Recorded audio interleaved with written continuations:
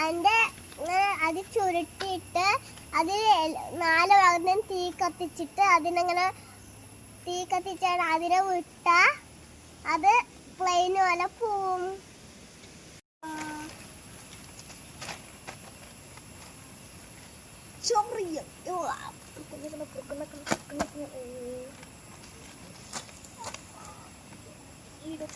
എല്ലാം ചോന്ന വരുന്നുള്ളൂ, ഒന്നുമില്ല.